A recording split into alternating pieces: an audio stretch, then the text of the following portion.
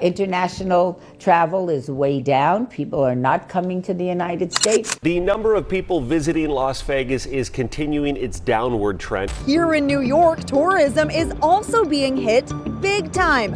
Stunning images of near-empty passenger planes are popping up on social media. These international flights have many tourists flying to the USA practically alone. Shauna Massengill flew from London to Chicago. Look, barely anyone on board.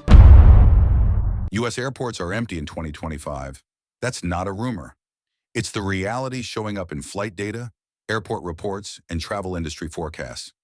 Major international terminals like JFK, LAX, and O'Hare, once packed with global travelers, are now seeing historic drops in traffic.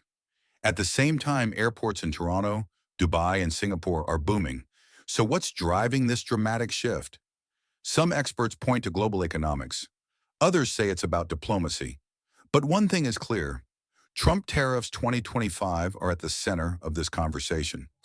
And by the way, we're going to have growth in the auto industry like nobody's ever seen. Plants are opening up all over the place. Deals are being made. Never seen. That's a combination of the election win and tariffs. Are these tariffs just affecting trade, or are they quietly reshaping global tourism? In this video, we'll break down the real data behind the headlines and ask, is America losing its role as the world's travel hub? Part 1, the numbers behind America's empty airports. Let's begin with the numbers, because the headlines don't lie. Across the United States, major airports are seeing a steep drop in international arrivals. At JFK International Airport in New York, inbound international traffic is down by more than 21% compared to the same quarter last year. LAX in Los Angeles, also down 18%. At Chicago O'Hare, Boston Logan, and Portland International, the numbers tell a similar story: quieter terminals, fewer passengers, and declining global interest. According to a recent report by Travel and Tour World, 10 of the busiest U.S. airports reported international arrival drops of 15 to 22% between Q1 and Q2 of 2025. But it's not just tourists. AP News confirms that business travel to the U.S. dropped by 9% in April alone, with some regions like Western Europe seeing reductions of over 17%. So what's causing this? Part of the answer lies with the airlines. Air Canada, WestJet, and even Lufthansa have scaled back routes to American cities. WestJet, for example, cut service to Boston, Denver, and Chicago, citing persistent underperformance and stronger international demand elsewhere. Reuters reports that transatlantic flight bookings for July 2025 were down nearly 13% from last year. Meanwhile, American carriers like Delta and United have quietly reduced their summer schedules too, citing unfavorable market conditions. And the visuals are hard to ignore. Photos and footage from airport terminals across the country show wide-open spaces, half-full boarding gates, and shorter TSA lines. This is the U.S. departures area of Montreal's Trudeau Airport, which is particularly quiet at the height of summer, and one of the most visible signs Canadians are staying away. In Portland, traveler volume dropped so dramatically in Q1 that several food vendors inside the terminal temporarily shut down. Even domestic flights are down in places like Seattle and Charlotte, where international traffic used to drive connecting flights. Is this just seasonal? A fluke? Not likely. Industry experts are now calling it a pattern, not an exception. And it's a pattern that's raising alarms across the tourism and airline industries alike. Part 2, where are the global travelers going? So, if travelers are skipping the United States, where are they going instead? The answer is clear in the numbers, and it points to a shift in global travel behavior. According to the International Air Transport Association, IATA, Dubai International Airport recorded a 9% increase in global passenger volume in the first half of 2025. That puts Dubai back on top as the busiest international airport in the world, overtaking Atlanta, which held that title for years. Over in Singapore, Changi Airport has seen an 11% jump in international arrivals, driven by strong demand from Europe and Asia. Toronto Pearson Airport in Canada is also expanding fast. Airlines like Air France, Emirates, and Qatar Airways have added new routes that bypass the U.S. altogether, connecting cities like Paris, Munich, and Tokyo directly to Toronto or Dubai.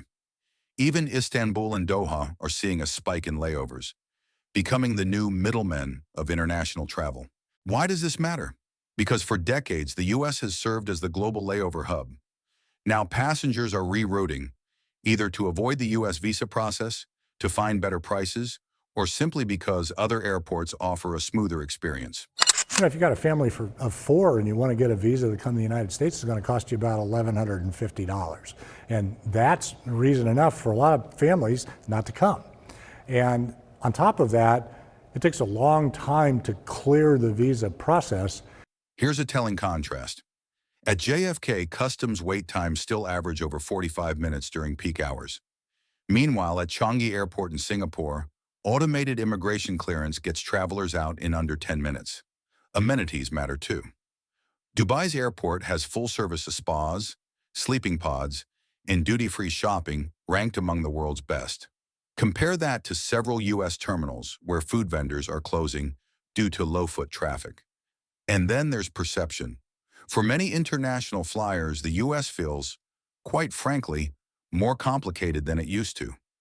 Visa processes have become stricter, screening procedures more intense, and politically, the message doesn't always feel welcoming.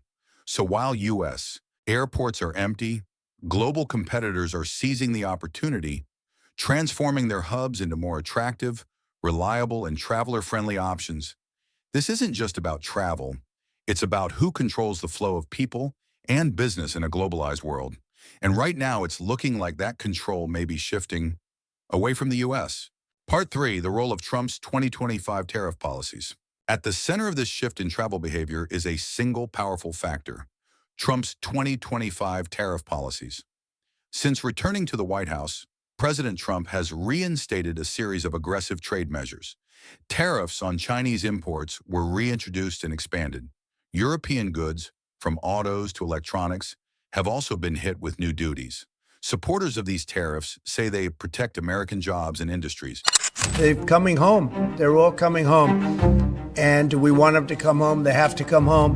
We're going to treat them really well. But there's a ripple effect, and it's not just economic. Travel analysts from Forbes and Axios point to a clear correlation. As trade tensions rise, diplomatic friction increases, and tourism tends to fall. In response to U.S. tariffs, some EU countries have issued travel advisories, quietly discouraging unnecessary trips to the U.S. This isn't an official boycott, but it creates a layer of hesitancy. And in the competitive world of global travel, hesitation matters. There's also a shift in perception. According to a recent survey by The Guardian, over 42% of Europeans say they feel less welcomed traveling to the U.S. now compared to 5 years ago. That's not necessarily because of any one policy, but rather the overall tone. The combination of tariffs, stricter visa controls, and political rhetoric has made the U.S. feel, to many, less open. We were not expecting it to be that expensive. It's quite expensive. I've been to Vegas like probably 20 times, and I definitely think this is the slowest I've seen in a long time. I love going to the U.S. I spend a lot of time there. But now you're curtailing that. Yeah, no. All in direct response to what President Trump is up to. Basically, Yes. yeah. Yes. Yes. And while the administration may not view tourism as a top priority, the consequences are real. International tourists and airlines are making decisions, not based on politics, but on convenience, comfort, and perception. Even U.S. airline executives are acknowledging the shift. In a recent interview with AP News, a spokesperson for Delta Airlines said, "We're reducing international routes based on where demand is strongest, and right now, that's outside the U.S." So while Trump tariffs 2025 may be framed as an economic defense strategy, they're also quietly reshaping how the world interacts with America, not just through trade, but through travel. And that might be the most overlooked consequence of all. Part 4, Economic Fallout and America's Global Standing. The decline in international travel to the United States isn't just a transportation issue. It's an economic alarm bell. The U.S. travel and tourism industry is a massive engine of the economy. According to the U.S. Travel Association, it generated over $2.3 trillion in total economic output in 2024. It also supported more than 15 million jobs, from hotels and rental cars to restaurants, tour companies, and airport staff. Very concerned because it's slow. When I drive down the strip going to work in the morning, and I barely see visitors out there. But in 2025, those numbers are starting to slip. The Economic Times warns that a 10% drop in international visitors could cost the U.S. economy $25 billion in lost revenue this year alone. That's not just foreign money walking away. It's local jobs disappearing. In cities like New York, Orlando, Las Vegas, and San Francisco, hotel occupancy rates are down. Luxury shopping districts are quieter. Even major theme parks have reported fewer international guests. And as tourists go elsewhere, local tax revenues shrink, forcing city budgets to tighten. But beyond dollars and cents, there's a deeper impact: America's global image. For decades, the U.S. has served as the default destination for business, education, and leisure. It was seen as a gateway, open, dynamic, and central to the world. Today, that narrative is changing. With travelers opting for hubs like Dubai, Singapore, or Toronto, the U.S. risks losing its symbolic and logistical position as a global connector. In fact, a recent IATA report suggests that if current trends continue, U.S. airports could permanently fall behind in global rankings by 2027. One analyst put it bluntly: it's not that people hate America, it's just that it's no longer the most convenient or welcoming option. And that's a hard truth with long-term implications. Because when the flow of people, capital, and attention moves away from your country, it becomes much harder to bring it back. So here's the big question: is this just a temporary slump, or is America truly losing its place as the world's travel hub? U.S. airports empty 2025 isn't just a headline anymore. It's a real trend, backed by data, dollars, and decisions happening around the globe. And behind that trend are real consequences for businesses, for workers, and for the country's global reputation. No one's saying tariffs don't have a purpose.